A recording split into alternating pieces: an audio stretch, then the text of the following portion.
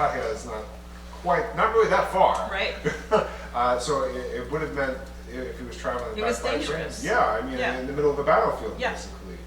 I mean, it was like a narrow window of Yeah, opportunity yeah. in which, Wow. in that particular place, Yeah, yeah. there was no war going on. Yeah. Amazing.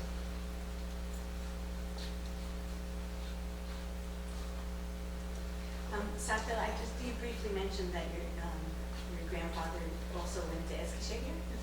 Yeah, he lived That's there. where my father's from. So Oh, really? I didn't know that. Well, Yeah. but so what? He lived there for a while, or it's? I Yes, looked up, from it's the not that age far. of about 6 until the age of 17, he lived there. Yeah. Yeah. So what happened to your family there? Well, let's see.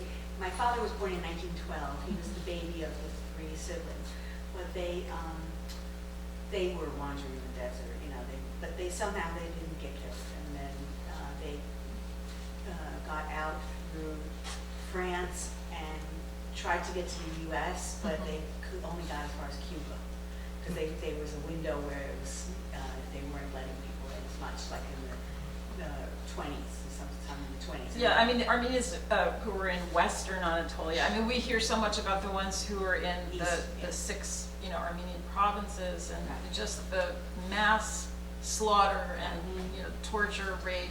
And the ones in the West, I mean, also suffered but a not lot. But not to the. But they were also, the mass deportations from that region basically started in August of 1915. So it started a few months later. And then people were deported along the train line, until the train line stopped, and then everyone was forced to just march through the Taurus Mountains, and then across the Cilician Plain to the Ohanessian Mountains and toward Aleppo. People where they could, bribe their way to jobs or to stay in a place for longer. The Germans were busily trying to finish building a railroad line all the way through, because the Ottoman army, which was allied with the Germans, they couldn't supply their own people because they didn't have a functional through line. And yet, many of the technical workers on the railroads had been Armenian. So the Germans tried to stall their deportation for as long as possible. After that proved impossible, Armenians would take other identities or whatever, and the Germans would hire them to work as engineers or draftsmen, all the skilled labor and engineering that was needed to complete these very complex parts of the railroad, like over mountain passes and tunnels, making tunnels. So people basically tried to stall as long as they could, but many of them died of starvation and disease, but it was a different process, and the process went on, for quite a long time. The Ohanessians were actually deported a second time. In early 1917, they were deported from Aleppo to Meskene, and then they ended up being able to come back, but it was not one sort of straight line. It was like people were being forced. They would concentrate in these camps near the railroad stations. Sometimes there were as many as 100,000 people there in starving, dying of disease, typhus, diphtheria, you name it. They were just dropping dead and buried in mass pits. So the story of the Western Armenians is not quite as well known as the story of the Eastern Armenians, but also horrific, but perhaps a somewhat slower process of moving toward the east. Just like you mentioned, I know from my father's brother's daughter recorded the same story, and they somehow stopped off somewhere. They had money a little bit, and they somewhere in Syria before the desert. Probably Aleppo, because Aleppo was the place where. But they started a sujuk business, Uh-huh. and they had a lot of trouble because they were slaughtering the animals in the yard, and it was stinking up the neighborhood. But they somehow survived, and then they went back, I think, and then later got out. Mm-hmm. It's good that you know all this. I hope you have it all collected in one place. Well, my mother also. Well, she was from her family was from Mersin, but then they got out and went to Cyprus and then got here.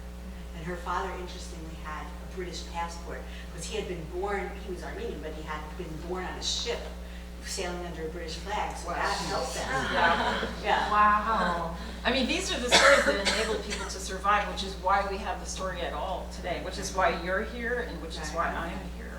I mean, there's so many stories that we'll never know because, you know, the ancestors were killed. So it's a precious story that you have.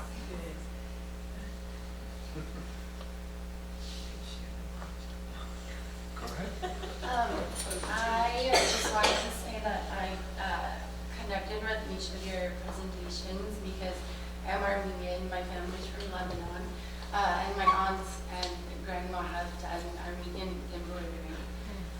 So really great presentations, but and I can think of a million questions, but I just wanted to say that it's a breath of fresh air, like Wafa mentioned, that we should celebrate our rich cultures. And oftentimes as stateless communities, we get caught up with the political activism, which is great and is needed, but I think it's important for, especially us younger generations, to remember that we have these, this rich heritage behind our names. So that's all.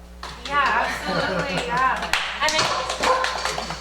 And I think too that, like, just to add to what you're saying, I feel that like our identity is so much more than the politicized, and like, and so much more than the conflict, so much more than the genocide, that like our activism is necessary, but our activism is also just a form of like, is part of just existing as somebody who is enriched with our own culture and art and in any form. It could be culinary even, art form, but that's what comprises our identity, and that is the ultimate resistance, I think. And I also feel like part of what I wish to do in all of this is always mention the names of the Armenians who are in Jerusalem right now producing ceramics. I want to throw light on their work. I want to encourage people to like go visit their studios, visit their websites, consider buying their things, recommend them if you have. There's a great blog in House. There's a blog post, I don't know if you're familiar with it, I only learned about it recently, HOUZZ, for home renovators. And Stanford sent them a copy of my book, and they wrote a blog post called Style Influences from the 1910s and 20s. And it was like Frank Lloyd Wright, De Stijl, and then David Ohanessian. And there were links to the Jerusalem workshops for how if you're building a swimming pool, you can line your swimming pool with Jerusalem Armenian ceramics, which I thought was fantastic. Wow. So I do view that as part of my mission to, help bring more attention to the people who are making it today. We have some tiles here. Well, Yes. Actually, you mentioned swimming Those are pools. So these tiles were part of the Hagop Kevorkian collection. This whole setup that we have here is part of our family gift. And he made similar types of gifts to a number of other institutions. Museums, the Met, the Penn Museum here, the Brooklyn Museum. But one place, actually, he also gave artwork to was the Doris Duke House in Honolulu, Hawaii. I was wondering about that. And Shangri-La. no joke, similar tiles next to her pool in Honolulu. And if you go out and visit them. So yeah, it's not a new idea to put this kind of tile work on your pool. It's a good idea. It's a good idea. It's a good idea. Kitchen backsplash. Works really, really well too. Great idea. Yeah. Well, I think it's a wonderful place to wrap up. We can continue conversation. There's plenty of food left, and please, if you have if you're interested in buying the book, we can handle that. But thank you guys so much. This was so lovely.